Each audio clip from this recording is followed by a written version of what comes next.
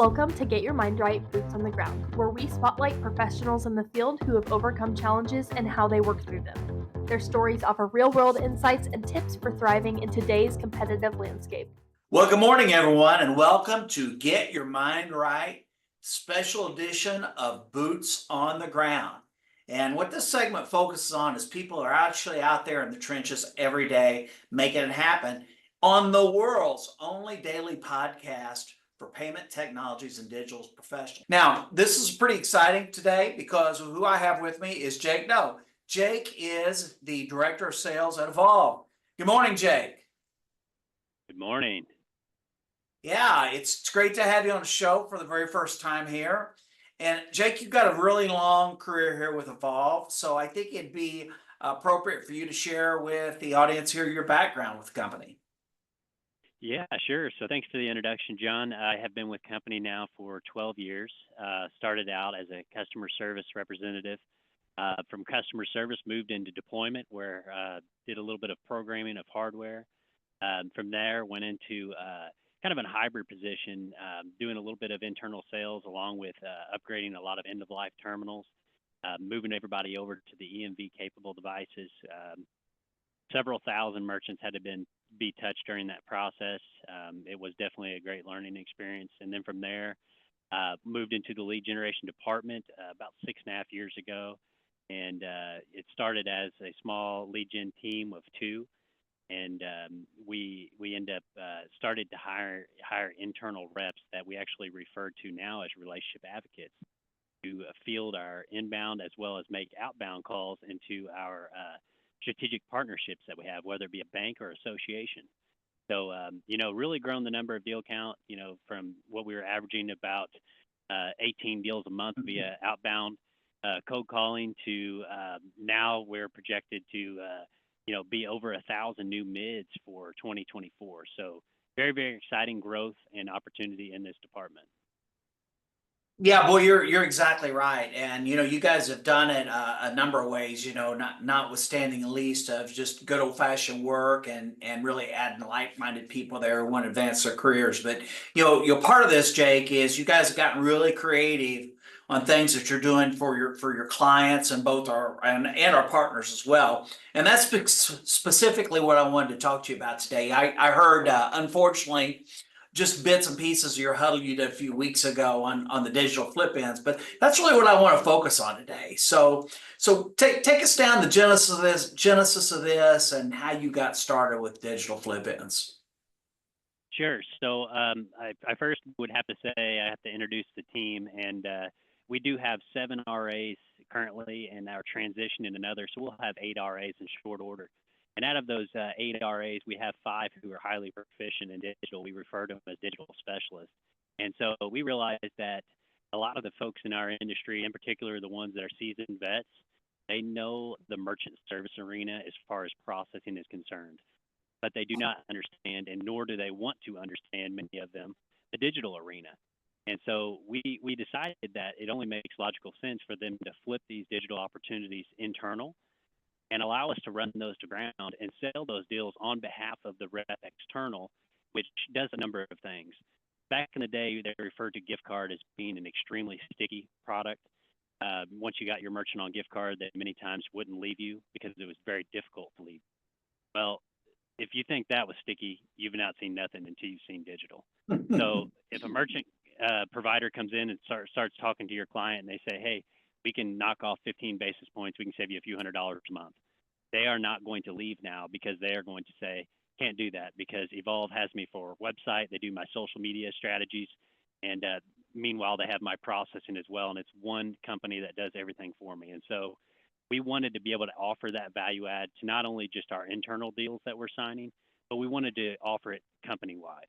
And that's when the digital flip-in program was born. So Jake, I know a little bit about what's going on here, right? And I think, like for me, it's always been a very big and long bridge for someone to cross with me. I really pride myself on my relationships with my clients, and I'm also protective of this. So part of this is like me introducing a third party into my client. I see that as some risk there. So how do you mitigate that gap with your partners? Well, so it was tough at first, but I will say, with the team of superstars that we put together, I kind of refer to them as the elite.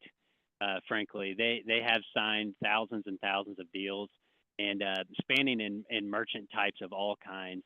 And so you can be rest assured if you have, and say you have a auto shop and it's an oil change place and it's 10 plus bay and you're highly protected of them.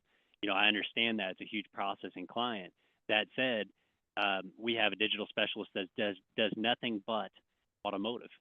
And so if you flip that into to her, she is going to ensure that they're taken care of. She's going to speak their lingo. She's going to be a trusted advisor to them. And frankly, they're going to have a great experience because that is the industry that she specializes in. So if you participate in the digital flip-in program, you are in good hands with this team. Are there any other verticals that your team specializes in?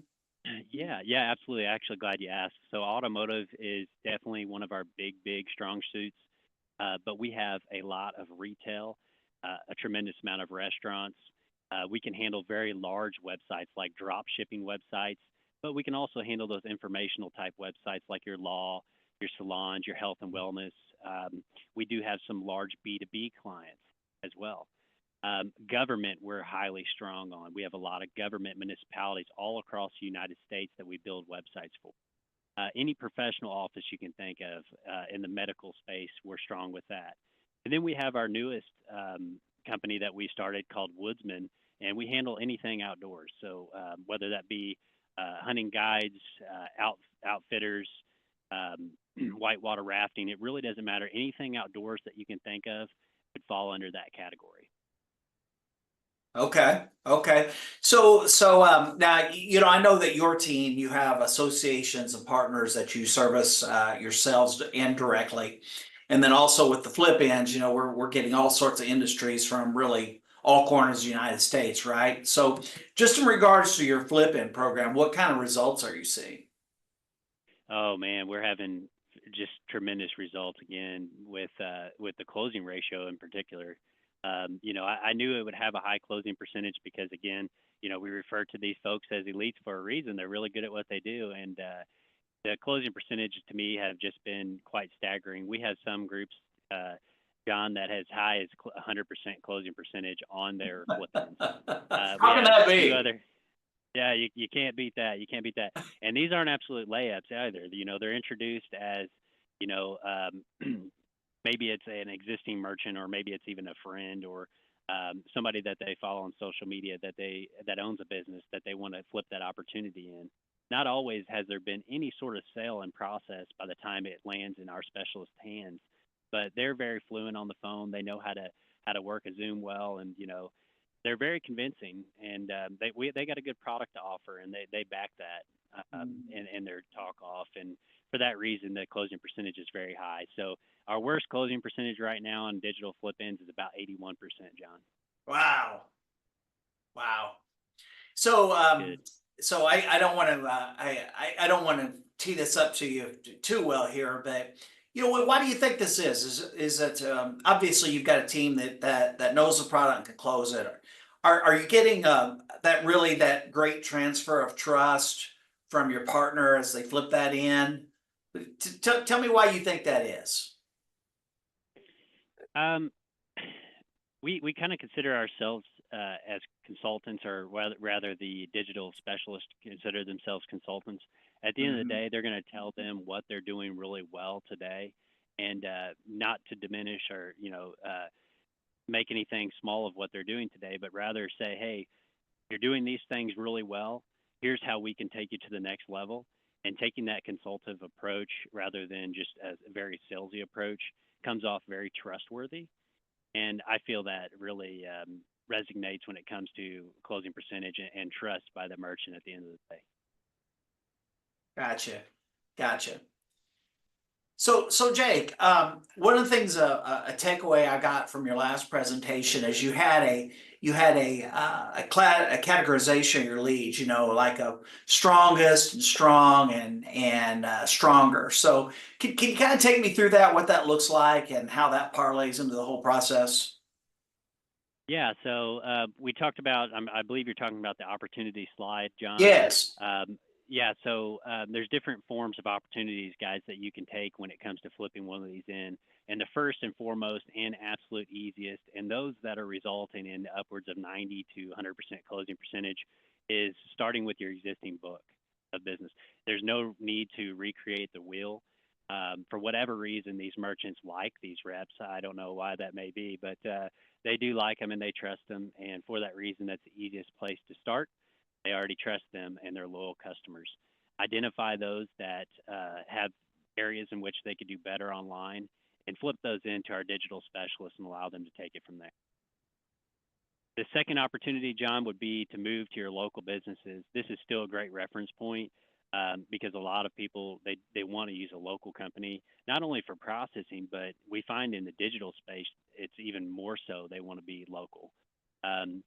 We offer unlimited updates, and the fact that we do that is tremendous. And if they have a local agency, they know that they can give them a call at any time, and we'll be there to answer. And then the third opportunity would be going after targeted cold calling. Now, what I recommend in this segment is to really focus on one vertical at a time. Say it's law, for example. If you're calling in law and you say, "Hey, I'm going to block out my schedule for an hour and a half, 2 hours today," where I call in and try to set digital flip-ins for our internal team.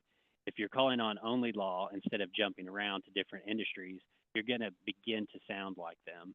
You're going to pick up on keywords that they use, and at the end of the day, they want to work with somebody they feel specializes in their arena, and it's just a better route to go. Because you don't speak to an automotive mechanic the same way you speak to a lawyer.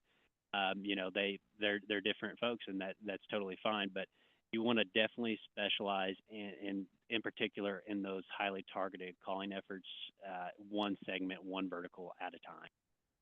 Yeah, I get what you're doing now with your relationship advocates and you're getting them into specialized fields, learning that lingo and, learning what those hot buttons are in those industries. Those are really gives you a chance to hotwire it and to cut to the chase on that.